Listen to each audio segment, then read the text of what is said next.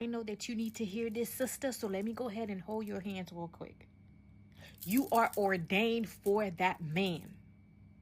You are ordained for that man. God specifically chose you. But in him choosing you, you also have to learn how to be the woman that God has called you to be for the man that he has called you to be. I have a video right now that's going kind of viral, and I see comments on there was like, well, he got an attitude too. That's not your business.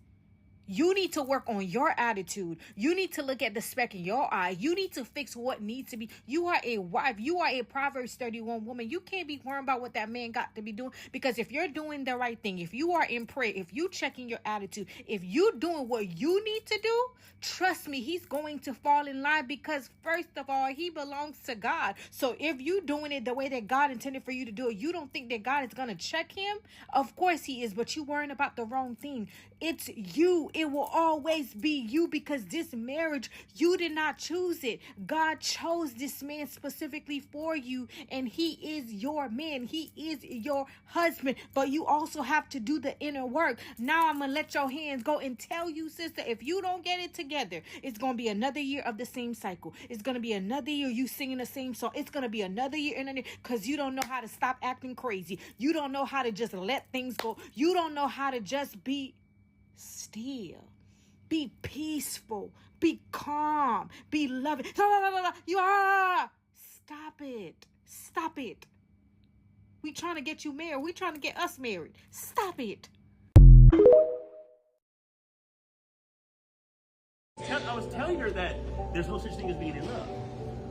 Because love is selfless. I want you to catch this. Love is selfless, so it doesn't seek its own. So when people tell you, like, oh, I fell out of love because he wasn't doing me right, I said, girl, you were never in love to begin with. I said, because love is selfless. So your I love you was I need you. And when the needs couldn't be met no more, you split out. You said, so it's just a tranza. It's a business agreement. It's not love. It's you do me right, I do you right. And if you don't do me right, I don't love you no more. That's not love. Love is unconditional. It's agape. It's a person of Jesus. You know what I'm saying? And if you don't have Jesus inside you or God inside you, you ain't got no access to no be loving nobody. I mean, you think you do, you know what I'm saying, but you really don't. You know what I'm saying? Like I said, and that's the three biggest words in the world that have hurt the most people. I love you. People don't know what love is. Mm-hmm. And they just throw it around like, girl, you said, little tickle and right or wrong. I love you. He brought me flowers, this, that. And when he's over there, doesn't know love, he's hollering at 3 other girls. Hey, what's up, girl? He said, hey, I'm gonna go drop this off and take this girl to sushi. I mean, these are broken people. They just don't know. They don't know what they're doing. Some of you trust God more in a storm than you do in a blessing. Oops. You need to understand not everything you overthink is a warning from God. Sometimes it's fear disguised as wisdom. And to the person on the other side of this phone that's listening and watching me, one of the hardest lessons that God will ever teach you is not how to let go of something bad. It's how to receive something good without even trying to control it. Because when you've been hurt before, you start managing outcomes. You start to analyze every text. You prepare for disappointment. And then on top of that, of course, you start to create backup plans. But you start to protect your heart before anything can even touch it. And I don't know who needs this reminder, but need I remind you, faith doesn't grow through control. It grows through trust. What if God is asking you to stop micromanaging what he already ordained? What if the lesson is not whether the person stays or the opportunity works or whether the promise unfolds exactly as you imagine? What if the lesson is learning how to rest while God writes the story? I mean, the Bible does say no good thing will he withhold from them that walk uprightly. Psalm 84:11. Notice how God didn't ask you to secure the blessing. He said that he promised that he would be the source of it. Sometimes God sends something good into your life, not only just to bless you, but to heal the part of you that truly believes that you have to control everything in order to be safe. Look, listen, you don't have to predict every ending. If God gave it, he will be able to sustain it. And if he removes it, he still remains faithful. Your peace was never supposed to be attached to the outcome. No. Your peace is supposed to be attached to him. So tonight, release the need to control. Receive the gift and trust the giver. And if you receive this powerful word onto today, go ahead and type down below, Lord, I release the outcome and choose to trust you. Can I tell you something very triggering? So if I give you a glass of water and then I piss in it and then I add sugar, it doesn't remove the piss. These are both independent things. This is what tends to happen. This is what we don't understand about trauma. Removing the piss requires removing the piss. No amount of sugar will take it out of the drink. Okay? So this is mistake number one. No amount of building something good will remove something bad. Okay?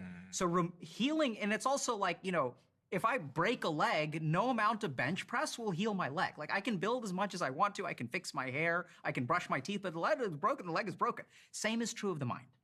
Okay? Second thing is what happens is we have our consciousness is divided. Now we're going to get kind of technical and off the rails. So we have all of these dormant pieces of our consciousness that activate in certain situations. One of the biggest mistakes we make about healing is we look at what is active in our mind 90% of the time, and we assume that the injury is no longer there. That's not the case. Does that make sense? 100%. Right? So the injury just goes dormant. Then there are certain things that happen that can trigger that injury.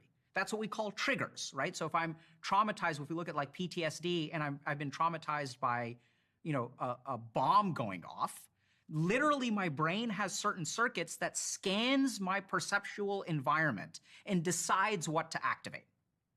So there are ways stillness makes you feel small, and fuck you if you're ever going to be small again. Never again, never again, never again. I would bet money that if you sit by yourself and you're not occupied, right? That's why you have to watch crime shows, because if you don't watch crime shows, you're going to be still. And if you're still, that's unacceptable. Okay? Mm-hmm. So dormant things have to be healed where they belong. And this is where we can look at the science of healing trauma. So here are the steps. First thing is safety, so that we can get neuroplasticity. Second thing is emotional awareness and emotional regulation. And this allows us for number 3, which is really important, which is identity. So if we look at our human sense of identity, how do you develop an identity? So identity requires a timeline. Okay. Now, the interesting thing is if we look at the formative moments of your life, they all have emotion. Mm-hmm. So this is what's really important.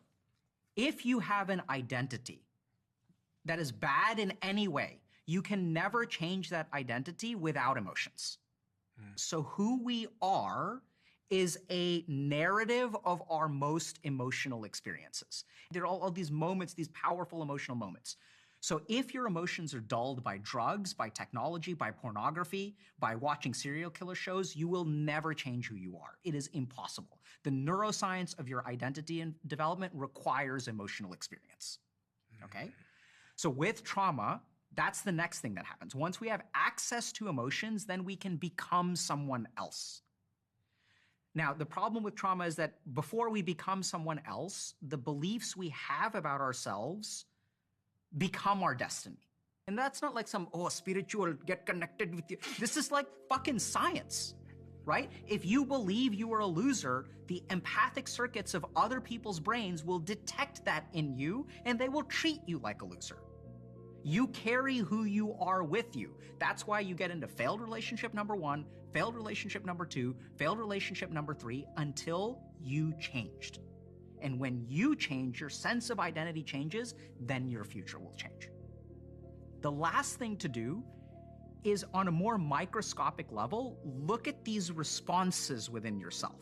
So you asked me at the very beginning of the podcast, and now we're coming full circle.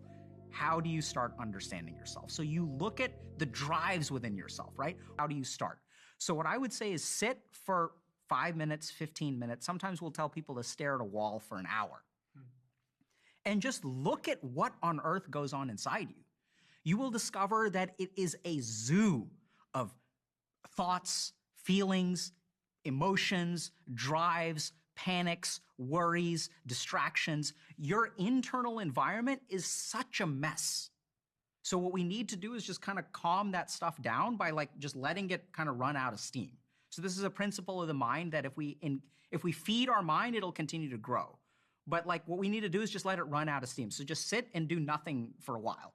People don't realize the part of our brain that exerts willpower has something to do with this part of our brain called the anterior cingulate cortex.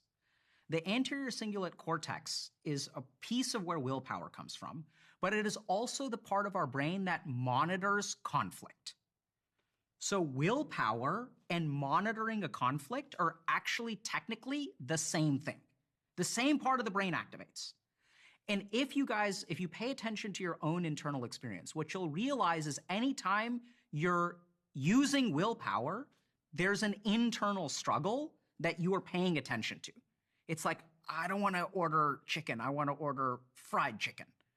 So there's a monitoring of the conflict that goes on. That's anytime you're exerting willpower, there's this thing this way and this thing this way, but you are aware of it. You can't exert willpower if you're behaving automatically, right? That's why it's so easy to get lost in doom scrolling, because you're not even aware of what you're doing before, and then 4 hours have gone by and you're like, what?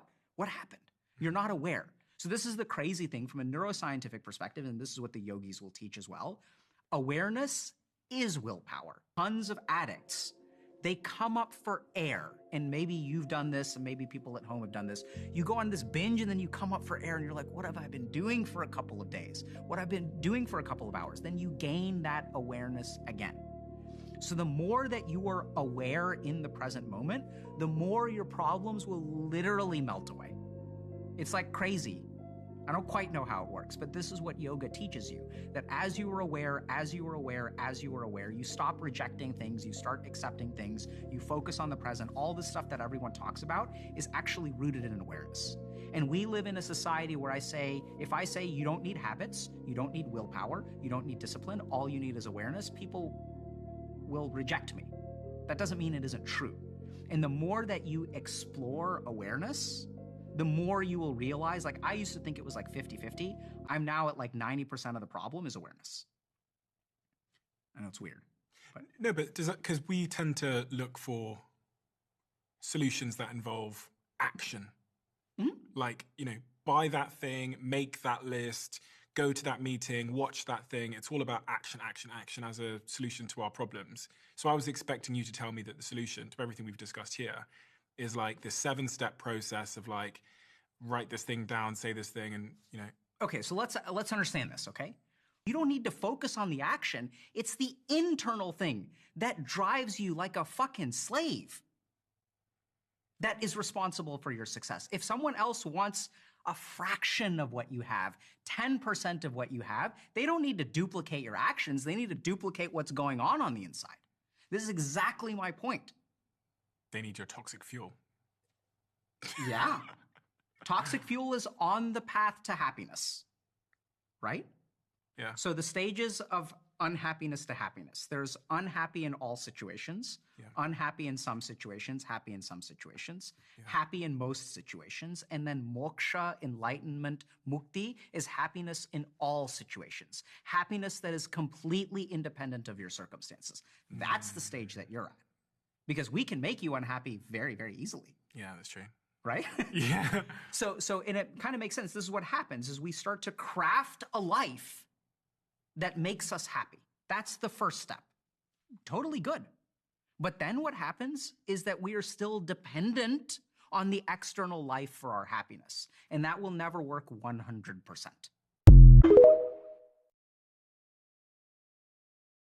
And women who have kingdom spouses, God is going to use that man to slow you down. You want to rush. You want to speed the whole process up. No, that man wants to take his time. That man wants to get some things in order first. That man wants to be able to show up for you in a certain way. Don't rush him. Do not rush him. God is going to speak to that man when it's time. He going to nudge him. Trust God. This is your time to trust God. But there's a reason why God gives the man certain responsibilities, because he knows that the man is not going to rush the process. Men can take their time, honey, with things, and we want to go ahead and jump into it. You said this is my husband. I got to get married. Where's my ring? Where's this? Where's that? And God knows that the man wants to build slowly, and he has time. The man is okay with taking his time. So if this is your situation, understand God has given that man certain responsibilities. He's given that man certain orders and commands. because he knows that man is going to trust the process and take his time with it. But if he would have given it to you, you would have rushed it and you would ruin it. So the fact that your man is taking his time is not a sign that things are not going right. They may not be going the way you want them to go. But trust me, God has given him certain responsibilities. And that is why, because he's going to take his time.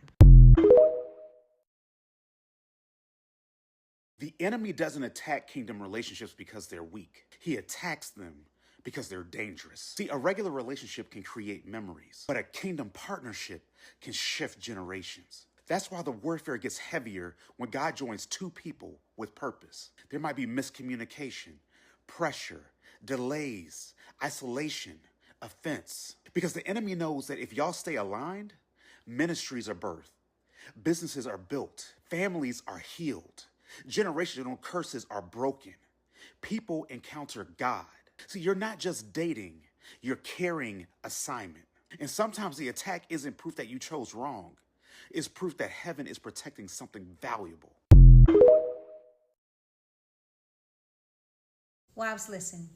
One thing marriage has taught me is this. The way you see your husband will influence the way you speak to him. For a very long time, I focused on what frustrated me, what I wanted him to change, what I thought he could do better. But one day something changed in me, and I began asking God to help me to see my husband the way he sees him, not just for who he was, but for who he was becoming. And when I changed the way I saw him, I changed the way I spoke to him. So wives, sometimes the greatest change in our marriage begins with changing our perspective. Because when you see him differently, I promise you, you will speak to him differently.